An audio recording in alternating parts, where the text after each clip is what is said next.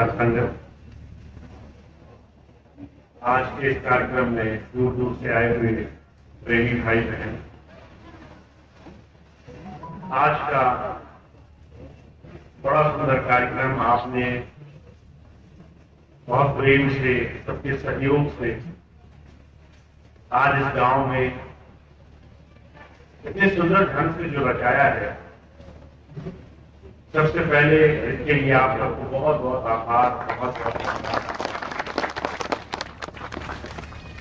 सत्संग से जुड़ना आज के समय में आसान बात नहीं है।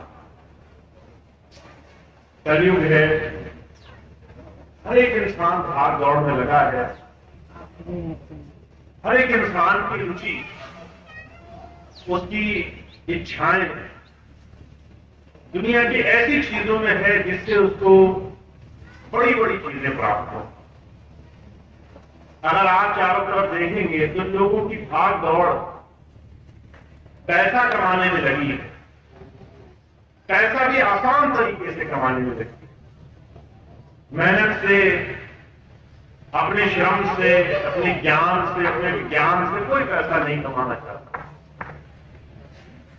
पैसा कमा ले, जमीन बन जाए, पद मिल जाए, इन सब में दुनिया बहुत तेजी से भाग रही है। पर सत्संग, अगर आप सोचें कि सत्संग में कोई आए, सत्संग में कोई बैठे, बिना मतलब के, बिना स्वार्थ के सत्संग में कोई आने को तैयार नहीं।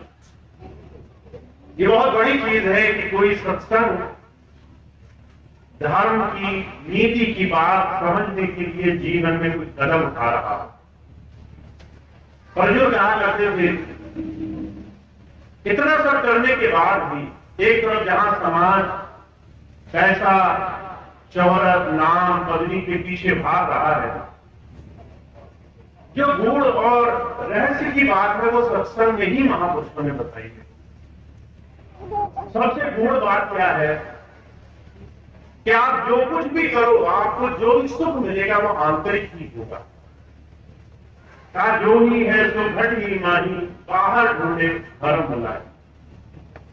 आप जो भी काम करो, जो सुख की उत्पत्ति है ना, वो आपके अंदर से होगी। आपने घर बनाया, घर में जब आप शांति से बैठे तो सुख और शांति कोई बाहर की वस्तु का नाम नहीं है। जब आप वहां बैठेंगे तो अंदर से ही आपको तृप्ति, सुख, संतोष प्राप्त होगा। आपने बड़ा सुंदर बिस्तर सजाया, जब आप नींद लेने गए तो आपको शांति, सुख, संतोष, वो जो ठहराव है वो आंतरिक सुख है, अंदर से मिलेगा। अगर आपने भोजन बनाया, भोजन को मन से खाया तो उसकी जो संतोष है, सुख है, आनंद है, वो अंदर से मिलेगा। दुनिया के हर एक काम को आप देख लीजिए, पैसा है, अगर उस पैसे को हम समझ ना रहे, सोना चांदी हो, कपड़े हो, दुनिया का वैभव हो, अगर उस सब का जो आप आनंद जानने की कोशिश करेंगे तो अंदर से तृप्ति है, संतोष है। आपने बहुत से ऐसे लोग देखे होंगे जो किसी चीज को पाने के लिए बड़ी मेहनत करते हैं। बहुत से लोग कहते हैं हमारा घर बन जाए, मेहनत करते हैं, सारा जीवन लगा देते हैं।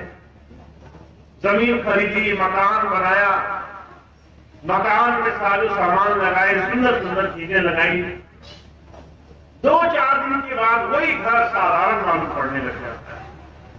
हमें उस घर में वो आनंद नहीं दिख रहा जो उसको पाने से पहले हम घर में आनंद मान करके भागते चले जाते हैं। त्योहार आएंगे, लोग कपड़े खरीदेंगे, सोचेंगे नए कपड़े खरीदने से आनंद सुख मिलेगा। नए कपड़े मिल जाते हैं, 2-4 दिन हम पहनते हैं, हमें होश नहीं रहता कहां पड़े, वो आनंद सुख चला जाता है। हमने जमीन खरीदी, पद पाया। मैंने ऐसे ऐसे लोग देखे जिन्होंने संसार की उपलब्धियों के बड़े बड़े नाम रखे। हम ये बन जाएंगे, हम वो बन जाएंगे। किसी ने कहा हम प्रधान बन जाए, किसी ने कहा हम मंत्री बन जाए, संतरी बन जाए। वो काम हुआ नहीं कि वो सारी चीजों के सुख और सुख नहीं लग रहे। महाराज जी कहा करते थे, ना सुख विद्या के बड़े, ना सुख वाद विवाद, साध सुखी सहयो कहे लागी सुन सुख।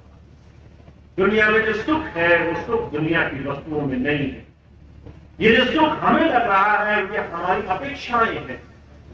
हमें लग रहा है नया कपड़ा सुख दे जाएगा, नई जमीन, नया मकान, अच्छे पैसे सुख दे जाएंगे, पर उसमें आते ही हमें वो सारी चीजें अब साधारण मालूम पड़ने लग जाती है और मिले तो शायद हमें सुख की उत्पत्ति हो। ये जो रहस्य है ये संत महापुरुष हमें बताना चाहते हैं। संसार की भाग दौड़ करते करते इंसान जीवन में अपना सारा जीवन एक अनुभव कमाना चाहता है। अभी थोड़ी देर पहले एक भाई शब्द पढ़ रहे थे, अपनी बात कहते कहते बोले, मोक्ष कमाने के लिए जीवन में हम काम कर रहे हैं। मोक्ष की आकांक्षा तब होती है जब हमें पता हो कि हम कष्ट में हैं, हम तकलीफ में हैं। अगर कोई आदमी आजाद घूम रहा हो तो उसे आजादी का महत्व नहीं समझ में आता। उसी को पकड़कर जेल खाने में डाल दीजिए, हर एक चीज में उसकी पाबंदी लगा दीजिए, कितने बजे बाहर निकलेगा, कितनी देर के लिए बाहर निकलेगा। जब उसको समय में भोजन दिया जाएगा उतने ही समय भोजन कर सकता है। न बोलने की आजादी, न घूमने फिरने की, न बाहर आने जाने की। जब आप किसी को कैद कर दोगे तब उसे महत्व लगेगा कि मोक्ष, मुक्ति क्या होती है। महाराज जी कहा करते थे जीवन में शुरू में हमें इस बात का एहसास नहीं होता। जब हम बोलते हैं संसार चमक चीज है, चमक चांदनी है, बड़ी खूबसूरत है, पर जैसे जैसे उम्र घटती है, जैसे जैसे एहसास होता है कि थोड़ा ही समय रह गया है, हमें आभास हो जाता है जीवन में बहुत ज्यादा समय नहीं बचा, तब हम मुक्ति की आकांक्षा करने लगते हैं। हमें बंधन दिखने लग जाता है, हम बंध चुके हैं, हम इससे निकल नहीं पाएंगे। जो हम कर रहे हैं उससे हमें बार बार सुख मिलेगा। जो हम हर रोज फंस चुके हैं अपने तन मन बुद्धि विचार से, उससे हम बच नहीं पाएंगे संसार से। जब हमें संसार में कैद खाने की अनुभूति होनी शुरू हो जाती है तब हमें संसार में मुक्ति का महत्व समझ में आता है। महाराज जी कहा करते थे समझदार वो है जिसे समय रहते ये महत्व समझ में आ जाए। मरते समय तक अगर हमें महत्व नहीं समझ में आया कि हमें मर के संसार में आना पड़ेगा, जो हम कर रहे हैं, जहां मन लगा है, जहां बुद्धि विचार लगे हैं, वहां फंसना पड़ेगा। छोटी से छोटी चीज जो हमारे मन में घर करके बैठी है उन चिंताओं में लगना पड़ेगा, तो हम अपने जीवन में मुक्ति के, मोक्ष के महत्व को नहीं समझ पाएंगे। संत की शरण और सांसारियों की संगत, ये दो चीजें हमें जीवन में ये पूर्व और पश्चिम का भेद समझाती है। संसार की संगत तुम्हें संसार के भोग विलास की तरफ बढ़ाएगी। संत की शरण तुम्हें जीवन रहते, समय रहते इन जीवन में कैद और मुक्ति का सही महत्व समझाएगी। हम वो भाग्यशाली लोग हैं जिन्हें गुरु की कृपा से समय रहते बार बार गुरु ने जगाने की कोशिश करी है, बार बार समझाने की कोशिश करी है कि जो तुम्हें कष्ट मिल रहे हैं उन कष्टों को समझना होगा। आप और हम अगर अपने जीवन को देखें सुबह से लेकर शाम तक तो कष्टों की कमी नहीं है। ना कोई तन दुखी, कोई मन दुखी, कोई चित्त उदास, एक एक दुख सबन को सुखी संत कहा। आप अपने जीवन को देख लीजिए, कोई सुख है क्या? कभी शरीर में रोग लगे हैं, कभी जोड़ दर्द कर रहे हैं, कभी बीमारी लगी है। बीमारी अगर शरीर उस पर ध्यान ना जाए तो परिवार से दुखी है, कोई हमारी बात नहीं मान रहा। बच्चे अपने हिसाब से चल रहे, बड़े अपने हिसाब से चल रहे, घर में कोई सुख शांति नहीं, फिर समाज में भी कोई ज्यादा आसानी नहीं है। जिसे देखो दो बुला जाता, उससे बात करो, सामने तारीफ करेगा, पीछे आपको लूटने की तैयारी रखेगा। आपने कोशिश करी कि चलो कर्म से भी नहीं ठीक है, परिवार से भी ठीक नहीं, समाज से ठीक नहीं, कहीं तो सुख शांति मिले, कहीं तो आराम मिले। पर सैजो भाई कहती है संसार में अगर तुम्हें ये अपना जीवन देखना आ जाए, तुम रोज रोज अपने आप को देखो कि कौन सी चीज मुझे आराम दे रही है, तुम्हें आश्चर्य होगा। तुम्हारा तन तुम्हारा साथ नहीं दे रहा, तुम्हारा मन तुम्हारा साथ नहीं दे रहा, परिवार तुम्हारे हिसाब से नहीं चल रहा, तुम्हारे चारों तरफ समाज, दुनिया, एक एक व्यक्ति सिर्फ अपने बारे में सोच रहा है, फिर भी सुखी नहीं है। अगर तुम्हें यह एहसास हो जाए कि ये चीज तुम्हें गुरु जी समझाना चाहते हैं, तुम्हें संसार की चीजों में समय बर्बाद करने के तरह तरह के साधन बनाए गए, तुम लगे हो संसार के पीछे। अभी कुछ दिन पहले मैं तेरे सत्संग में गया, सत्संग की बहन माता बहुत परेशान, कह रहे भैया जी 12 साल का लड़का पढ़ाई छोड़ बैठा, बुरी संगत में लग गया, शराब और गांजा पीने लगा। बच्चे की स्थिति बड़ी खराब, चलना फिरना मुश्किल, शरीर जर्जर हो गया। आप सोच के देखिए, 12 साल का बच्चा शराब गांजे की लत लग जाए, अच्छा खाना पीना छूट जाए, तरह तरह की व्याधियां लग जाए, शरीर से एकदम दुर्बल हो जाए, तो कौन माँ बाप खुश हो जाए? पर ये दुख माँ बाप को सामने देखना पड़ रहा है। कोई तरीका नहीं है कैसे बच्चे को बचाया जाए। बच्चा सुनने को तैयार नहीं है, क्योंकि वो सिर्फ इन्हीं को, शराब को सुख मान रहा है, गांजे को सुख मान रहा है, तरह तरह के संसार की संगत को सुख मान रहा है। ये तमाम बातें, ये तमाम कष्ट ऐसा नहीं है किसी और के घर में हो रहे, ये हमारे ही घर में होते हैं। अगर आप अपने घर में झांक कर देखोगे तो कोई छुप कर शराब पी रहा होगा, कोई छुप कर नशे कर रहा होगा, कोई छुप करके तरह तरह की व्याधियों में उलझा होगा। हमारा ही प्रियजन, हम उसे देख रहे हैं, रो रहे हैं, बिलख रहे हैं, परेशान हैं, इस आशा में शायद कुछ दिन बाद आराम मिल जाए। गुरु जी समझाना चाहते हैं, ये कैद खाना है, ये जेल खाना है, यहाँ सब विकृति विरकट के परेशान है। हर एक कोई इंसान जो संसार में पूरी संगत में उलझा हुआ है, जो संसार में धर्म को नहीं समझ रहा है, समझ रहे, जो जीवन को सही दिशा में लगाने को तैयार नहीं है, उसे संसार तरह तरह के जहर में, विष में लगाकर छोड़ेगा। और आज हमारा ये आज का समाज जीवन इस बात की जीती जागती निशानी है। महाराज जी कहा करते थे, हमारी और आपकी ये आखिरी पीढ़ी होगी जो संत और महापुरुषों की महत्ता को समझती होगी। हमारे आगे आने वाली पीढ़ी वो सत्संग को नहीं समझेंगे, वो गुरु को नहीं जानेंगे, वो धर्म को सिर्फ चमत्कार मानेंगे, आचरण नहीं समझेंगे, चरित्र निर्माण पर उनका ध्यान नहीं होगा। वो आनंद विनोद के नाम पर शराब गांजा तरह तरह के नशों में लग जाएंगे और हमारी आंखों देख के काम होगा। ये सारी चीजें हो रही है क्योंकि हम धर्म का, हम आध्यात्म का, हम जीवन में अपने चरित्र का निर्माण करना छोड़ चुके हैं। हमने धर्म को चमत्कार समझ लिया है, हमने धर्म को सिर्फ हमारे मन की इच्छाएं पूरी करने का साधन समझ लिया है। पर जो कहा करते थे, आपके जीवन में धर्म आपके लिए नहीं है, वो आपकी आत्माओं के, आपके अंतर मन की तमाम विकृतियों को मिटाकर जीवन में सही दर्शन का ज्ञान कराने के लिए। आप वो नहीं हो जो ऊपर से दिखाई देते हो, आप वो हो जो आप अपने अंदर हो, जो आप शांति से एकांत में बैठ करके अपने जीवन को समझने की स्थिति में आ सकते हो।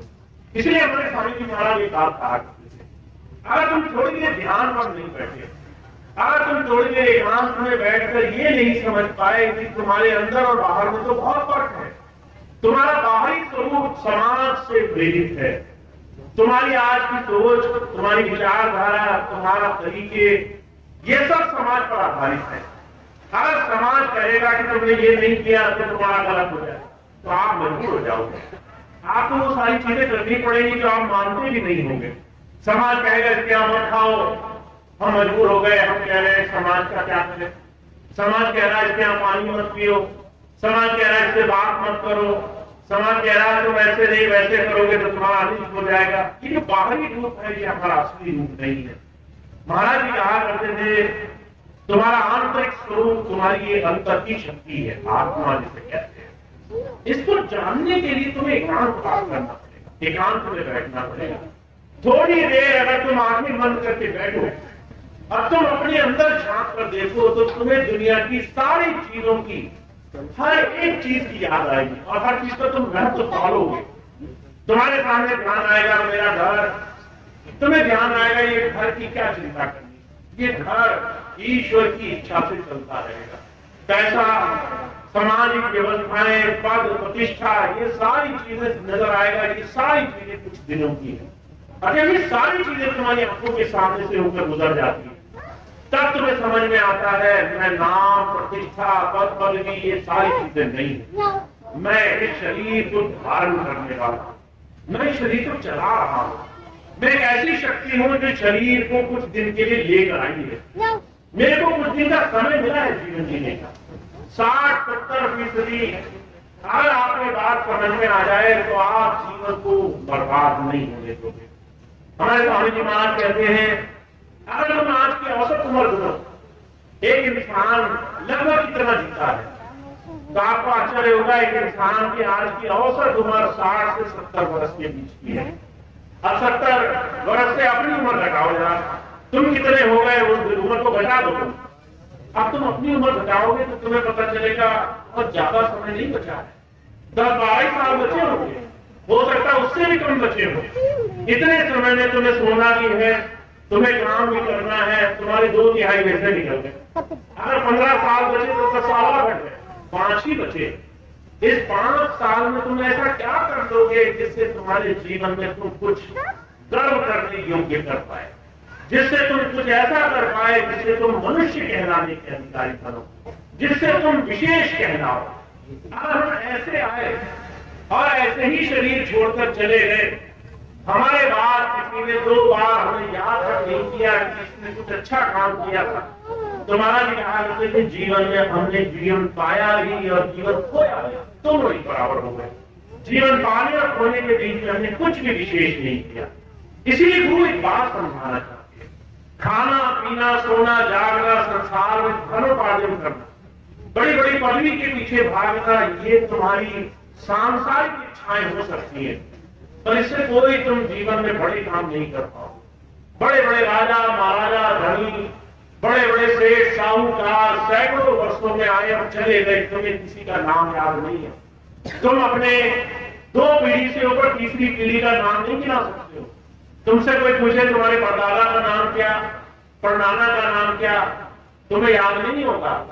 तुम सिर्फ उतना जानते हो जितना तुम्हें बताने वाले आज जीवित है, कि तुम्हारे पिताजी के पिताजी, जितना तुम देख पा रहे हो तुम्हें याद है।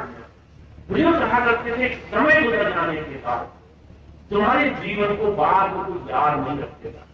इस बात को तुम अगर महसूस कर लो, इस बात को तुम एहसास कर लो कि जीवन में हर एक चीज तुम्हारे जीवन में जो हो रही है उसमें सुख नहीं मिल रहा, और जिस नाम के लिए तुम भाग रहे हो उस नाम को बस 50-60 साल गुजरने के बाद कोई याद नहीं रखेगा, तो इस नाम को बोलेगा नहीं, तो तुम्हें समझ में आ जाएगा कि तुम्हारे जीवन में तुम्हें कुछ और करना चाहिए। तुम्हारे जीवन में तुम्हें ऐसे काम करने चाहिए जिस काम से तुम अपने जीने भी और मरने के बाद भी लोगों की चेतना के केंद्र बने रहो। जितने भी महापुरुष आए, आप महापुरुषों के जीवन को देखिए। आज हम भगवान राम को क्यों याद करते हैं? उन्होंने मर्यादा दुनिया के सामने रखी।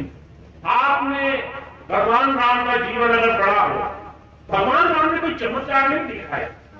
अगर वो ईश्वर थे तो रावण जैसे एक राक्षस को मारने के लिए तो उनका इशारा काफी होता, उन्हें उनको मारने के लिए इतना बड़ा युद्ध क्यों लड़ना था? उन्होंने कोई चमत्कार नहीं दिखाया, पर उन्होंने पूरा उस जीवन में मर्यादा का दर्शन दिखाया। एक मनुष्य, एक इंसान मर्यादा से कैसे भगवान के समान पूजा जा सकता है। महाराज जी एक किस्सा सुनाया करते थे, जब 14 वर्ष की वनवास के बाद भगवान राम वापिस आए अयोध्या नगरी, अपनी माता से मिलने गए, तो सबसे पहले वो अपनी उस माता से मिलने गए जिसकी वजह से वनवास मिला।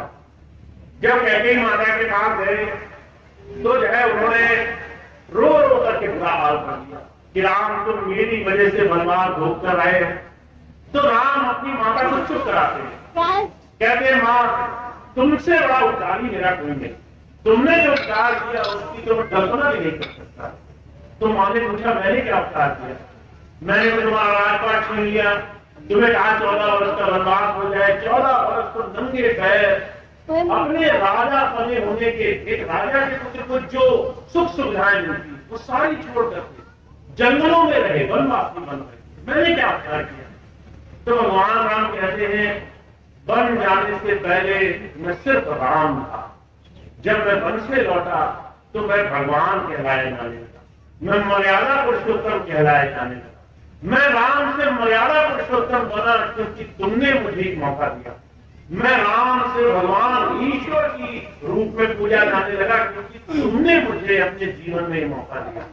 महाराज जी कहा करते थे, अगर आप अपने ईश्वर, अपने देवी देवताओं को, अगर आप अपने पूज्य महापुरुषों के जीवन को देखेंगे तो चमत्कार नहीं दिखाया उन्होंने दिखाया तुम जीवन में क्या बन सकते हो। तुम आज साधारण हो तो तुम असाधारण बन सकते हो। तुम साधारण मनुष्य हो और तुम अगर सही जीवन की तरफ बढ़ो तो तुम महान बन सकते हो। तुम ऐसा जीवन बना सकते हो लोग तुम्हें तुम्हारे चरित्र के लिए जानेंगे, तुम्हारे आचरण के लिए जानेंगे, तुम्हारे व्यवहार और तुम्हारी जीवन में जो तुमने कमाई करी है उसके लिए जानेंगे। भगवान राम को जो पूछते हैं इसलिए नहीं क्योंकि उन्होंने चमत्कार दिखाया, इसलिए क्योंकि वो त्याग, संयम और अपने जीवन में मर्यादा बड़ी भारी परिभाषा हुई। अब आज तुम राम को पूछ लो, भगवान राम से मांगते रहो कि हे प्रभु मेरा घर बन जाए, पर उनकी तरह बनने की कोशिश ना करो, तुम्हें लगता है तुम्हारा काम बनेगा।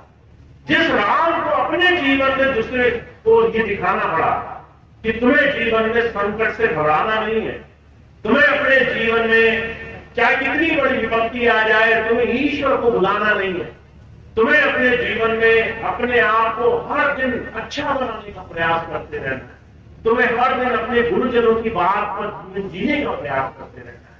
तो आप और हम तो बहुत साधारण व्यक्ति है। हम आज जिस जीवन में जी रहे हैं, माफ कीजिए, उस जीवन में सिर्फ कहने से काम नहीं बनेगा, सिर्फ सोचने से काम नहीं बनेगा। इसलिए हमारे स्वामी जी महाराज ने जब नाम दिया तो 3 शर्तें रखी। पहली शर्त यह रखी कि भाई तुम्हारा खाना, तुम्हारा आहार और विहार शुद्ध होना चाहिए, खाना पीना शुद्ध होना चाहिए तुम्हारा। दूसरा नियम यह रखा कि तुम्हारे जीवन में अभ्यास की निरंतरता होनी चाहिए। तुम बुराई हर रोज सोचते हो, ऐसे तुम्हें अच्छाई भी हर रोज सोचनी पड़ेगी, अच्छाई की तरफ भी हर रोज जाना पड़ेगा, हर रोज गुरु जी और गुरु जी के नाम को याद रखना पड़ेगा, हर रोज गुरु नाम से जुड़ना पड़ेगा। पर तीसरा जो सबसे सुंदर नियम रखा वो रखा कि तुम्हें पात्रता बनानी पड़ेगी। तुम ईश्वर से अगर कुछ पाना चाहो तो तुम्हें वो बनना पड़ेगा जिसके अंदर ईश्वर की दात समाई जा सके। महाराज जी कहा करते थे, तुम खेत में बीज बोया, अगर बंजर जमीन होगी तो वो खेत बीज फलीभूत नहीं होने देगा। उस बीज को फलने के लिए सही जमीन चाहिए, वो सही जमीन बनना पात्रता है। तुम्हें अपने गुरु से कुछ पाने के लिए जीवन ऐसा बनाना है जिससे जीवन में कुछ भी गुरु की कृपा हो तो वो झलक मारने लग जाए, वो दिखने लग जाए, पात्र तुम बनने लग जाओ। ऐसी पात्रता को महापुरुषों ने जीवन में अपनाने के लिए जीवन को चलाने की बात की। तो आप और हम जो भक्ति के मार्ग पर हैं, उनकी भक्ति सफल तब होगी जब आप अपने जीवन को सच्चे सत्संगी की तरह बनाने लग जाओगे। एक सच्चा सत्संगी कैसा होना चाहिए, एक सच्चे सत्संगी की परिभाषा क्या होनी चाहिए। महाराज जी कहा करते थे, बहुत ही सुंदर ढंग से स्वामी नारायण जी महापुरुष को उन्होंने अपनी बात कही है, का विद्या ददाति विनयम विद्या ददाति पार्थताम। अगर तुम अपने जीवन में कुछ पाना चाहते हो तो सीखने से पीछे मत भागो, सीखने के लिए तत्पर रहो। एक विद्या तो तुमने स्कूल में सीखी, तुम स्कूल में गए, गुरु जी ने कुछ पढ़ाई कराई, तुमने वो पढ़ाई पढ़ी, तुम्हें लगा हम सीख गए। पर कहते एक विद्या वो है जो तुम्हारे चरित्र की विद्या है, जो तुम्हारे आचरण की विद्या है, वो तुम निरंतर सीखते हो। अगर तुम 24 घंटे ऐसे लोगों को देखोगे जो रोज बुराई कर रहे हैं, कहीं गाली गलौज हो रहा है, तुम खड़े हो गए सुनने लगे, अब वो तुम्हें लगता होगा कि निरपराध है, तुमने किसी को गाली देते सुना, इसमें बुरा क्या होगा। पर आप यकीन मानिए, अगर आप किसी को गाली देता हुआ सुन रहे हो तो उस गाली का कुछ अंश तुम्हारे हृदय में पड़ जाएगा। अगर 10 बार तुमने गाली देते हुए सुना तो गाली तुम्हारे जीवन में घर करने लगेगा। अगर 20 बार बुरे आदमी की संगत करी तो 20वीं बार तुम्हारे और बुरे आदमी के बीच में फर्क देखने को नहीं मिलेगा। तुम उससे ऐसे ही बनने लग जाओगे, तुम उसी को सच मानने लगोगे, तुम उसी का गुणगान करने लगोगे। मैं कई बार लोगों को कहते हुए सुनता हूं, बहुत से लोग कहते हैं अच्छा बनने का कोई फायदा नहीं, बुरे जो है वो माल बटोर रहे हैं, अच्छा आदमी बुरा बन रहा है। ये कैसे हुआ? तुम बुरे आदमी को इतना देखते चले गए, इतना तुमने बुरे आदमी की संगत करी कि तुम्हें उसी में भगवान नजर आने लगा। तुम्हें अच्छाई का महत्व तुम्हारे लिए खत्म हो गया। तुमने अच्छाई का खुद ही समावेश खत्म कर दिया। तुम खुद ही अच्छाई को पालने से कतराने लगे। अब घर घर में झूठ बोलना सच हो गया और सच बोलना पाप हो गया। घर घर में छोटी छोटी चीजें छुपाकर धोखा देना सच हो गया और सच बोलने में लोग बड़ा कतराने लगे। महाराज जी कहा करते थे ये जीवन हम ही ने बनाया है, क्योंकि हम गलत चीजों को देख देख कर उसकी संगत कर रहे हैं। तो जो क्या कहते हैं, कहते हैं विद्या तुम्हारे जीवन में तुम्हें बहुत कुछ देगी, सीखने से कभी मत कतराना। खुद भी सीखो, अपने बच्चों को, आने वाली पीढ़ियों को भी सीखने के लिए प्रेरित करो। हर उस जगह भेजो जहां वो सीख सकते हैं, हर उस जगह उन बच्चों को ले जाओ। उन्हें खाली मत छोड़ो कि तुम्हें कोई जरूरत नहीं है बच्चों को देखने की। उन बच्चों को तुमसे और तुम्हारे जितने भी लोग हैं उनसे सीखने की आवश्यकता है। अपने बच्चों को ऐसी जगह मत छोड़ो जहां पर उन्हें गलत चीज सीखने में आ सकती है। बहुत से लोग इन चीजों पर नजर नहीं रखते हैं और जब समय गुजरता है, जब वो बच्चे बिगड़ जाते हैं, तब वो गुरु जी के पास भागे भागे आते हैं, भैया जी हम क्या करें, हमारे बच्चे ऐसा बोलने लगे, वैसा बोलने लगे। जब तुम आज उन पर ध्यान नहीं दोगे तो कल वो तुम पर ध्यान नहीं देंगे। अगर तुम आज उनका संयम नहीं बनोगे तो कल उनके पास कोई चारा नहीं होगा। तो जो क्या करते थे, एक बात ध्यान रखना, तुम्हारा सीखने का गुण, तुम कितना सीखते हो यही तुम्हें पात्र बनाएगा, यही तुम्हें विनम्र बनाएगा, यही तुम्हें अपने जीवन में कुछ पाने योग्य बनाएगा। इसी से तुम गुरु और ईश्वर से कुछ प्राप्त कर सकोगे, इसी से तुम बुराइयों से बच सकोगे। महाराज जी बात कहा करते थे, जो फलदार वृक्ष होता है उसकी टहनी झुक जाती है, जिसपे फल नहीं लगते वही अकड़कर खड़ा रहता है। अगर आपके अंदर कुछ ऐसी चीजें आपको प्राप्त होंगी जो जीवन में बेशकीमती है, तो आपके अंदर विनम्रता आना स्वाभाविक है। आप दूसरों के लिए मीठे हो जाओगे, आपके अंदर कड़वाहट चली जाएगी। और कड़वा वही रहेगा जिसके अंदर कुछ नहीं है, जिसको कुछ देने के लिए नहीं है। वो कड़वा बोलने से भी रहेगा, देखने से भी चिड़चिड़ाता रहेगा, दूसरों से लड़ाई झगड़ा भी वही करेगा जिसके अंदर अभी तक कुछ प्राप्त नहीं हुआ। तो हमारे स्वामी जी महाराज जी की बात कर रहे हैं, तुम्हारा जो बचा हुआ जीवन है ना, उसमें कुछ पाने के लिए मिला है। अब जितना भी ईश्वर ने बाकी रखा हो उसका एक एक दिन ऐसा गुजारना कि तुम्हें ग्लानि ना हो। अगर कल को ईश्वर कहे, कल को अगर परमात्मा ने बुलावा भेज दिया तो तुम्हें इस बात की ग्लानि ना हो कि तुमने अपना जीवन अच्छा नहीं किया। तुम्हारा आज का दिन, हर दिन ऐसा गुजरना चाहिए। अगर आज स्वामी जी बुलावा लेने आ जाए कि चलो वही हो गया टाइम पूरा, अब चलना है, तो तुम्हें सिर्फ शुक्राना करना पड़े। तुम मन में खुश हो, हे गुरु तेरी कृपा से मैंने कुछ अच्छा किया, माता पिता की सेवा करी, बाल बच्चों का ध्यान रखा, घर में सुख शांति रखी, आने जाने वालों के लिए प्रेम और विनम्रता रखी, गुरु का, उस प्रभु ईश्वर का मैंने अपने मन में शुक्राना अदा किया। मुझसे जो बन पड़ा मैंने जीवन में किया, मैंने अपने जीवन में आज का दिन बर्बाद नहीं हुआ। तो महाराज जी कहा करते थे ऐसा दिन गुजारना बहुत जरूरी है। अगर आप उनको समझ रहे हो, कवि साहब एक बात कहा करते थे कि ये एक गुण तुम्हारे जीवन का सबसे बड़ा गुण होना चाहिए।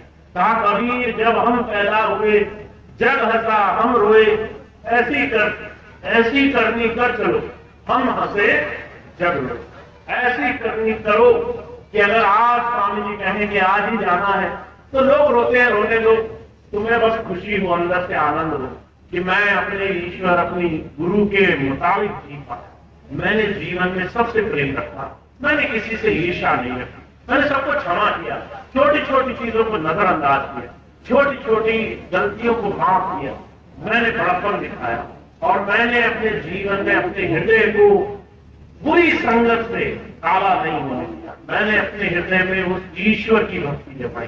तो ये आसान नहीं है जो मैं बता रहा हूं आपको सुनकर लगता होगा भैया जी ने बात कही, सुनने में तो अच्छी लग रही है, बड़ी आसान है। और जब आप घर जाएंगे ना तो आपके सामने चुनौतियां खड़ी हो जाएंगी। आप सोचेंगे सब आएंगे मुझसे प्यार से बात करेंगे, कोई प्यार से नहीं बात करते। लोग आएंगे छोटी छोटी चीजों में ताना लगा देंगे। आप बड़े प्रेम से 2-2 घंटे मिलकर खाना बनाओगे, लोग कहेंगे नमक ज्यादा हो गया। एक ही चीज पे आपकी मेहनत बर्बाद कर देंगे। ऐसी हजारों चीजें होंगी आपके साथ। और आपको देखना है आपने इसमें कैसे अपने गुरु की शिक्षा धारण करी, कैसे अपने आप गुरु को याद किया। ये आसान नहीं होगा और आपको इसको आसान बनाना पड़ेगा। आपको अपने गुरु को आगे और दुनिया को पीछे रखना पड़ेगा। आपको अपने गुरु की याद आगे और संसार की चिंताएं पीछे रखनी पड़ेंगी। समाज कुछ भी कहे, आपको मन में पवित्रता धारण करनी पड़ेगी। मैं आपको एक छोटी सी घटना सुनाकर अपनी बात समाप्त करूंगा। बुद्ध थे, राजा, उन्हें जो है बनाया गया, पर राजपाट में उन्हें कुछ नहीं मिला, तो उन्होंने सब त्याग दिया और उन्हें समझ में आया कि मुझे जीवन का मोल जानना है, तो भिक्षा मांगने लगे। भिक्षा मांगने का एक नियम हुआ करता था बौद्ध भिक्षुओं में कि आपको उतना ही भोजन प्राप्त करना है जितना कोई स्वेच्छा से दे दे। तो पूरा दिन सुबह से लेकर शाम तक बड़े प्रेम से जाया करते थे, भिक्षाम देही भिक्षाम देही। किसी ने दे दिया तो पा लिया, किसी ने नहीं दिया तो भूखे सो गए। अब ये उनका नियम बन गया। कुछ लोग जान गए कि अरे ये तो राजा है, राजा का लड़का है, तो लोग जो है जानबूझ करके उनको खूब कीमती चीजें देने लगे। तो बुद्ध समझ गए कि ये तो बात सही नहीं कह रही, यहाँ तो जो है पदवी का जो है था उसी का मैंने लाभ उठाना शुरू कर दिया, यहाँ मैं कुछ नहीं सीखूंगा। तो बुद्ध ने वो जगह छोड़ दी और दूर चले गए जहाँ कोई न जानता हो। और धीरे धीरे ये करते करते उन्हें समझ में आया कि सबसे बड़ा शत्रु हमारा मन है। अगर हम मन से जीत गए तो हमारे जीवन में हमने सबसे बड़े लड़ाई जीती। एक दिन जब 12 वर्ष बीत गए, जब उन्हें ज्ञान हो गया, जब अंतर में उन्होंने उस प्रभु का दर्शन पा लिया, तो एक दिन सबको समझा रहे थे। तो जब किसी को सही बात गुरुजन समझाते हैं तो समझिए उसमें आसान कुछ नहीं होता। अगर गुरु जी कहे कि भाई तुम जाके घर पे अभी आराम करोगे, 8-10 घंटा सोओगे और तुम्हें लगेगा बड़ा आराम का काम है, ये तुम्हारे जीवन में जहर है। जितना तुमने आराम को पसंद किया उतना उस प्रभु से दूर रहे, थोड़ा समय बचाना होगा, उस प्रभु में लगाना होगा। तो बुद्ध ये बात समझाया करते थे, संयम में रहो, संतोष में रहो, विलासिता मत करो, भोग वृत्ति मत रखो, पर पुरुष पर स्त्री पर नजर मत रखो, ये सब समझाया करते थे। तो लोगों को ये बात बड़ी बुरी लगती थी कि ये तो समाज में जागृति फैला रहे हैं। तो एक सेठ भी आए, बहुत गालियां सुनाई उनको, बुद्ध मुस्कुराते रहे। देखिए आसान नहीं है, कोई आपके सामने आपको गाली दे और आप मुस्कुरा जाए। अभी आपको कोई आके आंखों से घूर दे, बस थोड़ा सा आपको थोड़ा सा गुस्से से देख ले, अपने ऊपर देखना इस चीज को अमल करके। अभी कोई आए और आकर के 2 गाली सुनाए, आपके अंदर जो भरा है ऐसे फूट के बाहर निकलेगा, जो अंदर है वो ऐसे बाहर निकलने लग जाएगा।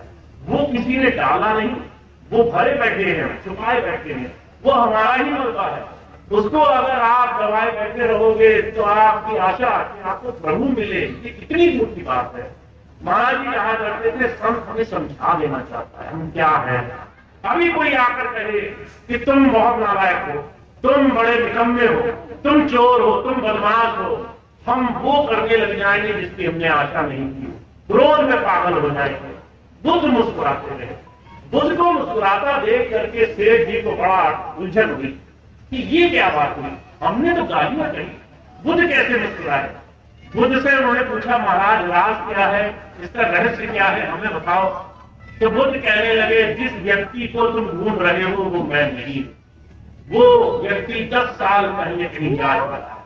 अगर तुम उस इंसान को ढूंढ रहे हो जो गाली का जवाब गाली से दे, जो है तुम्हारी गंदगी के जवाब में खुद गंदगी में उतर जाए, तो वो अब मैं नहीं। 10 साल पहले अगर तुम मेरे पास आते जब मैं राजा था, अगर तुम मुझे आंखें भी ढूंढ रहे होते तो मैं आंखें निकलवा लेता तुम्हारी। तुम मुझे गलत बात बोलने के लिए जवान खोलते तो जवान कटवा लेता तुम्हारी। 10 साल पहले तुमसे मुझसे ये आशा करनी, आज मैं बदल चुका हूं। आज तुम्हारी झूठी खोखली बातों का असर नहीं होता मुझ पे। तुम जितनी गंदगी भी खेलो वो तुम्हारी है, मेरा उसमें कुछ नहीं। जब ये बात कही तो उसको बड़ा असर हुआ, कहने लगा ऐसी विचारधारा कौन रख सकता है, गुरु जी हमें ऐसा बनाने के लिए आते। गुरु जी कहते हैं एक बात ध्यान रखना, दुनिया का हर एक आदमी तुम्हारी गंदगी निकालने की कोशिश करेगा। तुम्हें पवित्र होना है, तुम्हें अच्छा होना है। ये बात तुम तभी समझोगे जब विषम परिस्थिति में हो, जब तुम गलत जगह होगे, जब तुम ऐसे लोगों में होगे जो तुम्हें चीख चिल्ला रहे होंगे, तब तुम्हें अपना असली स्वरूप देखने को मिलेगा। उस वक्त ध्यान रखना तुम्हारे अंदर गुरु की शिक्षा आ जानी चाहिए। तो हम और आप बहुत कुछ सीखना चाहते हैं गुरु जी से, पर सिर्फ बहाना बनाने से काम किसी का नहीं चला है। आज तक किसी का काम नहीं चला है। अभी कुछ दिन पहले मेरे पास एक भाई आए, कह रहे भैया जी भजन तो नहीं होता है, ध्यान तो नहीं होता है, सत्संग में तो कभी कभी आ मिलता है, कृपा कैसे होगी? मैंने कहा कृपा भी वैसी ही होगी फिर जैसे तुम्हें कर मिलता है। तुम्हें कभी कभी फुर्सत मिलती है, तुम गुरु जी को मिलाते रहोगे तो उन्हें भी कभी कभी फुर्सत मिलेगी। तुम 1000 बार रोगे, वो एक बार कहेंगे हाँ याद आई तुम्हें, वो भी ऐसे ही सुनेंगे। जैसे तुम बोलोगे वैसे ही सुनेंगे वो भी। जितना तुम दोगे उतना ही वो तुम्हें देंगे। जब तुम्हारे पास समय नहीं है उन्हें देने के लिए, तो उनके पास समय क्यों होगा तुम्हें देने के लिए? जब तुम उन्हें याद नहीं कर पा रहे हो, तुम 24 घंटे में समय टटोल रहे हो कि 24 घंटे में 5 मिनट दिया तो बहुत हो गया, तो गुरु जी से भी जब तुम 24 घंटे मदद मांगोगे तो 5 मिनट निकालेंगे मुश्किल से, कहेंगे भाई ये भी बहुत है, इसमें भी तुम्हारा बहुत बड़ा हो जाएगा, इससे ज्यादा ना आशय करना हमसे। तो महाराज जी कहा करते थे हमें देखना होगा हम ईश्वर को सच में पूज रहे हैं या फिर दुनियादारों की तरह हम भी स्वांग में लगे हैं, हम भी नाटक करने में लगे हैं। गुरु हमसे नाटक कराना नहीं चाहता, गुरु हमें सच्चा बनाना चाहता है। इस सच्चे मार्ग पर चलना आसान नहीं होता, इस पर चलने के लिए आपको अपना मन दृढ़ करना पड़ेगा। इसलिए महाराज जी कहा करते थे मन जात है तो जान दे, दृढ़ कर राख शरीर, उतरी हुई कमान से कबू न चाले। अगर तुम्हारा मन नहीं मान रहा है अभी भजन करने का, चिंता मत करना, शरीर से बैठने की आदत डालना।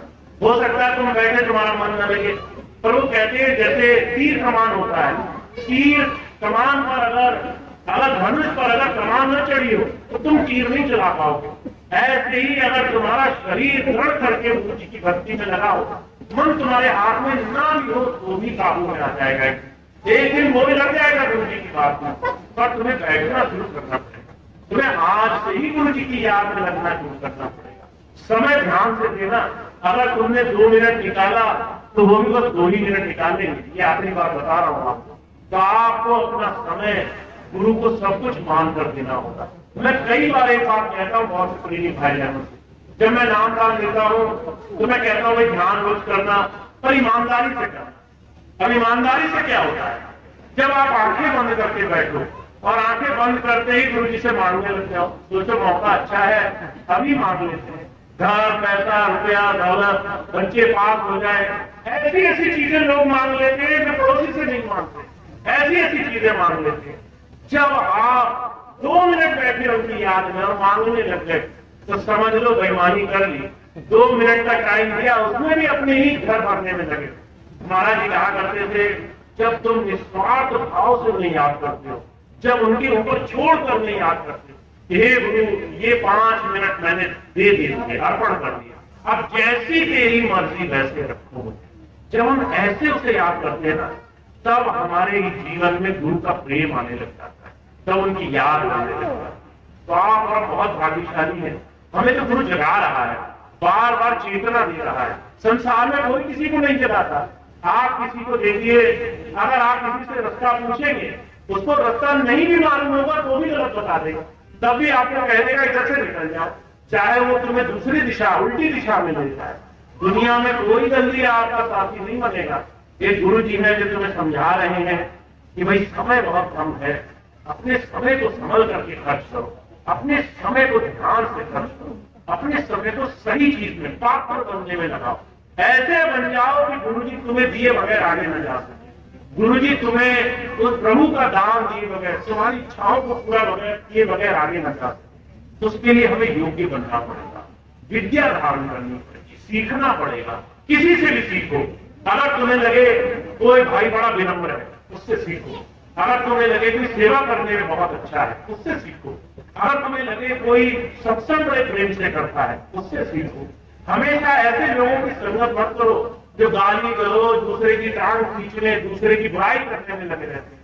कुछ समय ऐसी जगह खर्च करो जहां अच्छे लोगों की संगत होती है, जहां प्रेमी, सत्संगी, भगवत प्रेमी लोग बैठे होते हैं। क्योंकि जब ऐसे लोगों की संगत होगी, विद्या आएगी, सीखोगे, जानोगे, तो आपके हृदय में बड़ी ऊंची कमाई की लालसा बनने लग जाएगी। तब आपका दिल छोटी छोटी चीजों से नहीं भरेगा, तब आपको कोई खाना, रुपया, नई साड़ी, नए कपड़ों से नहीं मना पाएगा। तब आपको बड़ी चीजों की चाह हो। तब आप कहोगे कि मुझे हनुमान जी की तरह कि राम काज इन्हें बिना मोई नहीं दिखना, कि मुझे तो बस राम के नाम से ही प्रेम है, मुझे दूसरी चीजों में रस नहीं आ रहा, ये चीजें बेकार हैं, ये चीजें निरस हैं। इसलिए आपको ऐसी भक्ति गुरु ही सिखा सकते हैं। तो आपका बहुत भाग्यशाली है, गुरु जी जगा रहे हैं।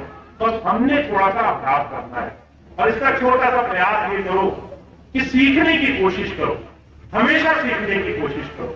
2-3 तरीके होते हैं सीखने के। पहला सत्संग, सत्संगियों में बैठा करो।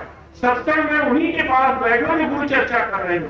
जो सत्संग में बैठ करके जो समाज की, जो सत्संग में बैठ करके राजनीति की, जो दूसरों की बुराई की बातें कर रहे हैं, चुपचाप निकल जाओ वहां से। वहां ना बैठे रहो, वहां पर टाइम ना कोई करो अपना, वहां से चुपचाप निकल करके उनके पास बैठो जो गुरु की प्रेम की बात कर रहे हैं, जो सत्संग की बात कर रहे हैं, जो अच्छा बनने की बात कर रहे हैं। दूसरी चीज, थोड़ा सा हमें सीखना है ज्ञान विज्ञान से। आपके चारों तरफ बहुत कुछ है सीखने के लिए। आपके चारों तरफ संसार में हर एक व्यक्ति जो आया है वो आपको कुछ देने के लिए आया है, अगर आप उससे लेने के लिए तैयार हो। या तो कोई अनुभव देगा, या जीवन में हमारी गलती दिखाएगा, या हम किस गलत रास्ते पे जा रहे थे इस बात का हमें आशय देगा। आपको बस समझना है, जीवन में हर एक अनुभव आपके जीवन में आपको रास्ता दिखाने के लिए।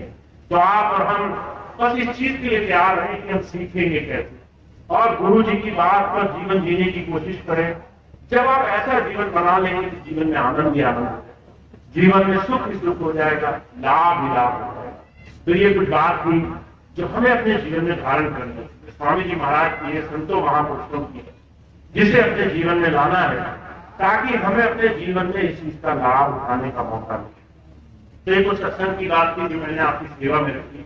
अब एक दो चीजें मैं आपको और बता दूं, उन चीजों का आप लाभ ले सकें तो आप उन चीजों का लाभ लेने की कोशिश करें। अभी कुछ दिन पहले, आज से लगभग 1 हफ्ता हो गया, 1 हफ्ता पहले हमारे भारत में ही श्रीनगर में, उससे आगे पहलगाम एक ऐसी जगह है, वहां पर एक आतंकी हमला हुआ। मुझे उम्मीद है आप लोगों ने सुना होगा उसके बारे में, कुछ लोगों ने सुना होगा, कुछ लोगों को तो पता ही नहीं होगा। आतंकी जब हमला हुआ तो उसमें ये पहली बार हमारे भारत के इतिहास में ऐसा हुआ जब लोगों को सिर्फ इसलिए मार दिया गया क्योंकि वो दूसरे धर्म पर थे, मुसलमान थे। इसलिए नहीं मारा गया कि उनके पास पैसा था, इसलिए नहीं मारा गया कि वो अशांति फैला रहे थे, वो आतंकी थे, वहां पर गलत काम कर रहे थे। उनसे नाम पूछा गया कि तुम हिंदू हो। अगर किसी ने कहा हिंदू है तो उसकी हत्या कर दी गई, उनकी बच्चों के और उनकी पत्नी के सामने। एक परिवार ऐसा था जो अपने बच्चे को, वो बच्चा जिसने 98% पढ़ाई में नंबर पाए, उसकी सफलता की खुशी मनाने के लिए पहलगाम गए। जब वहां गए तो उस बच्चे को और उसके पिता को वहां मार दिया गया। एक परिवार ऐसा था जिसकी 7 दिन पहले शादी हुई थी, अभी चूड़ा भी नहीं उतरा था, उसको जो है वहां पर वो गए और उसके पति को वहां मार दिया गया। ऐसे लगभग 28 लोगों की जानें गई, और सिर्फ इसलिए गई क्योंकि वो हिंदुत्व के थे, हिंदूवादी थे, हिंदू थे। आप और हम भी हिंदू हैं। आप ये मत सोचिए कि आपकी जाति बदल जाएगी तो आप हिंदू नहीं रह जाएंगे। जब कोई दूसरा आदमी आपको देखेगा ना तो आपसे पूछेगा कि हिंदू के अलावा कुछ और हो क्या, और आप कुछ और कर नहीं पाओगे, ना कलमा पढ़ पाओगे, ना आप ईसाइयत दिखा पाओगे, ना कोई और चीज कर पाओगे, और लोग कहेंगे तुम हिंदू हो, हिंदू को जीने का अधिकार नहीं है। ये संदेश दिया उन्होंने। अभी कुछ दिन पहले मेरे फौज के बहुत बड़े लेफ्टिनेंट जनरल से बात हुई तो वो कहने लगे भैया जी ये साधारण बात नहीं है, आप इसको समझिए, हमारे देशवासियों को इस बात को समझना होगा। अगर तुम हिंदू कहने से कतराने लगेगा, तुम अपने गांव में गए, तुम कस्बे में गए, तुम अपने समाज में गए और तुम्हें हिंदू कहते हुए डर लगने लगा कि अगर हिंदू बोले तो पता नहीं कौन क्या कर देगा, तो ये तो हमारे अस्तित्व मिटाने की बात होगी। तुम अपना अस्तित्व मिटता हुआ देखते रह जाओगे डर की वजह से। तो हमारा देश ऐसा देश नहीं है जो डर के जीने वाला देश है। हमारे देशों में बड़े बड़े अलग अलग आक्रांताओं ने युद्ध किया, और इस देश की माओं ने, बहनों ने, इस देश के भाइयों ने, शूरवीरों ने लड़ाई लड़ी अपनी अस्मिता के लिए, अपने अस्तित्व की रक्षा के लिए। अपने धर्म की रक्षा के लिए, अपने धर्म को बचाने के लिए अगर आप ये सीखने की कोशिश करें। राजपूतों का इतिहास रहा है, जब मुसलमान आए दूसरे देशों से तो उन्होंने कहा हम तुम्हारा मंदिर गिराएंगे, तो जो है छोटे छोटे बच्चे 18-18 साल के बच्चे वो लड़ गए 100 लोगों की सेना से कि तुम हमारे रहते हमारे भगवान का मंदिर नहीं तोड़ सकते, तुम हमारे रहते हमारे भगवान को खंडित नहीं कर सकते। 2 बच्चों ने 100 लोगों की फौज से लड़ाई लड़ी, उनसे लड़ करके ज्यादा से ज्यादा लोगों को मार दिया। ये जुनून था कि तुम्हारा अस्तित्व तो नहीं मिटा सकते, तुम हमारा धर्म नहीं मिटा सकते। देखिए, धर्म परिवर्तन से नाम बदलना नहीं होता है। आज तो बहुत चल रहा है, पैसे के लिए, अच्छी सुंदर बीवी के लिए, नौकरी के लिए, अच्छे घर के लिए तुम धर्म बदल लो। धर्म बदलने में आपको सब कुछ बदलना पड़ेगा, नाम तो बदलना ही पड़ेगा, अपने संस्कार बदलने पड़ेंगे, अपने त्योहार बदलने पड़ेंगे, अपने रोजमर्रा के जीवन की शैली बदलनी पड़ेगी, अपना आचरण बदलना पड़ेगा। माता पिता के जो पैर छूते हो ना वो पाप माना जाएगा, भाई बच्चों के साथ जो सामूहिक रहते हो ना उसको खंडित माना जाएगा। धर्म परिवर्तन करना, सब कुछ परिवर्तन करना होता है। और जब आप धर्म को सिर्फ एक नाम, जाति, एक व्यवस्था समझोगे तो आप ये नहीं समझ पाओगे कि हिंदू अपने ईश्वर को हमेशा अपने जीवन में किए जाने वाले तरह तरह के कर्तव्यों से मानता आया है। तो अस्तित्व की रक्षा करना ये हमेशा हमारे देश का इतिहास रहा है। आज 10वीं पातशाही गुरु गोविंद सिंह जी महाराज ने, उन्होंने जो है औरंगजेब से लड़ाई लड़ी। लोग पूछते क्यों लड़ी लड़ाई?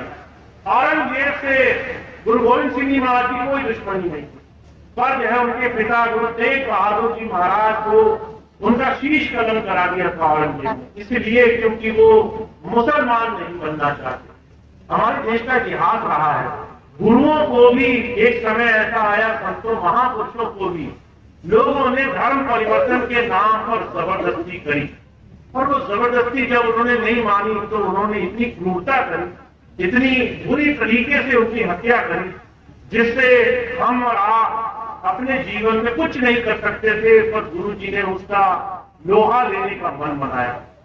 गुरु गोविंद सिंह जी महाराज ने आजीवन लड़ाई लड़ी, 4 साहिबजादे कुर्बान कर दिए, पूरा जीवन कुर्बान कर दिया, सिर्फ इसलिए कि हम और आप आज शांति से जी सके। तो ये हमारे जीवन में एक बहुत बड़ा लक्ष्य होना चाहिए। और मुझे बड़ी अच्छी तरह से याद है, स्वामी जी महाराज हमेशा एक बात कहा करते थे, हमारा धर्म हमें अंतर से शांति प्रिय होना सिखाता है कि हम अपने ईश्वर को सब कुछ मानते हैं, हम जीवन में प्रेम से ईश्वर भक्ति में लगेंगे। पर अगर कोई हमारे जीवन में हमसे गलत काम करेगा तो जो है हम फिर अपने धर्म, अपने अस्तित्व की रक्षा के लिए एकजुट होकर के मजबूत दीवार भी बनकर खड़े रहेंगे। उस वक्त हम ये नहीं सोचेंगे कि हमारे ऊपर क्या आपत्ति आई, जिसे मरना था वो मरा, हमारा क्या गया।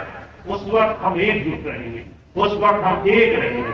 तो मैं आप सबको सिर्फ एक बात कहना चाहता हूँ, सत्संगी कमजोर नहीं होता, सत्संगी वो सिर्फ इसलिए नहीं लड़ता क्योंकि वो धर्म की रक्षा के लिए शांति के पथ पर जाना चाहता है।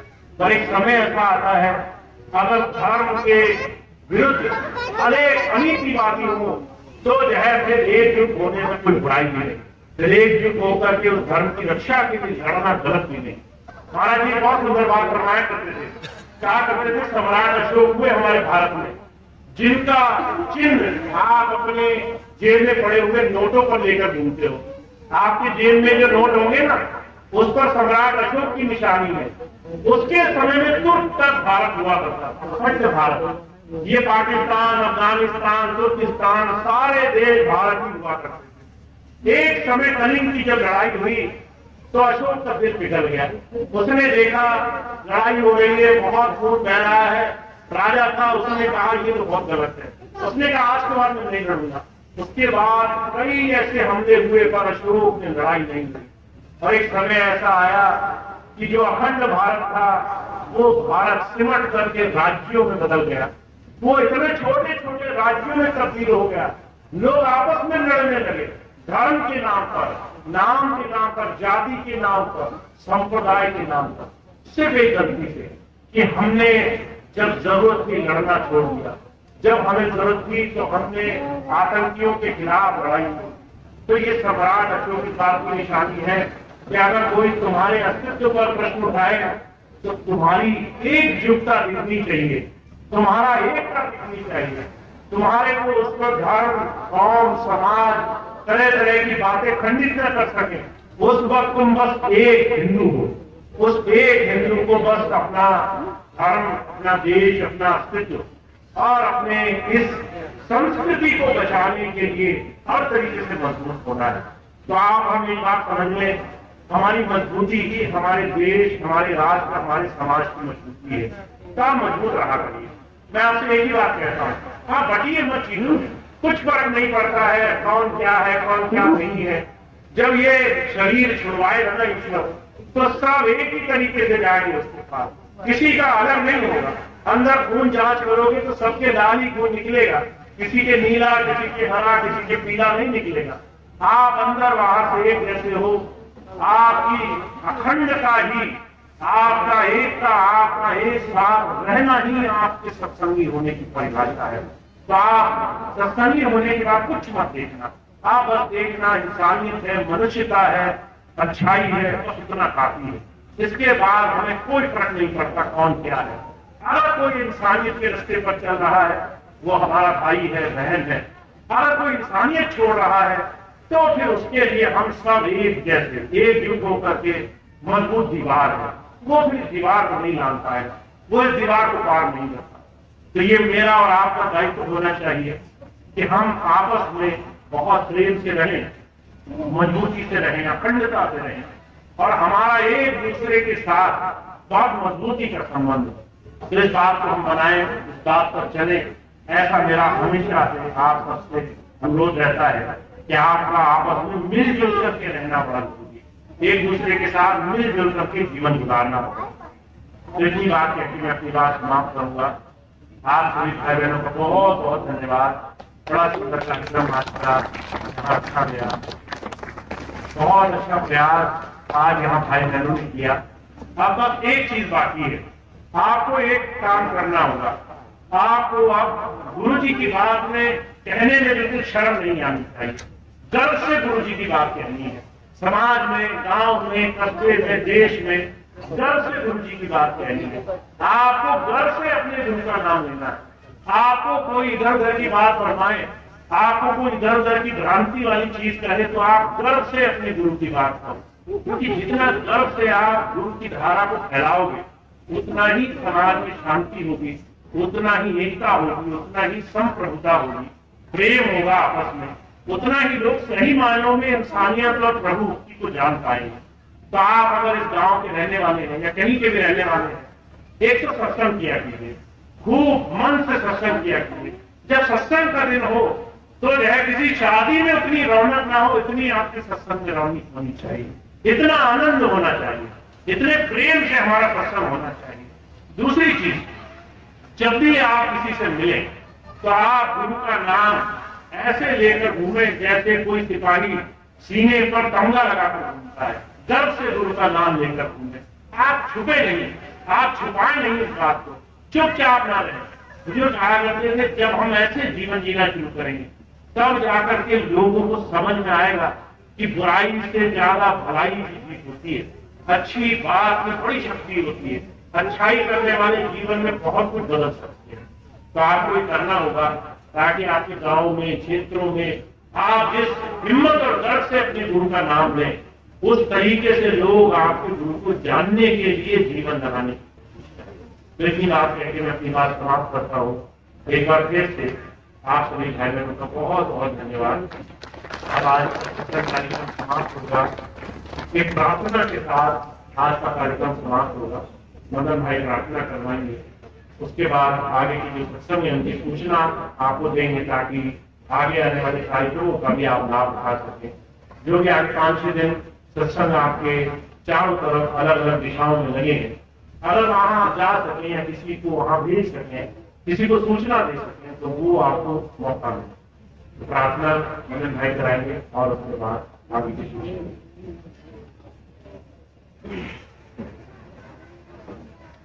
पूज्य भैया जी महाराज की जय, पूज्य स्वामी जी महाराज की जय। बहुत बहुत धन्यवाद सभी भाई बहनों।